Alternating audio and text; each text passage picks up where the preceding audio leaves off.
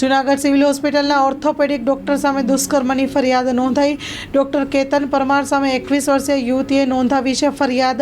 શહેરના ઝાંઝરા રોડ પર આવેલી એક ખાનગી હોસ્પિટલમાં કરતી હતી ઇન્ટર્નશીપ।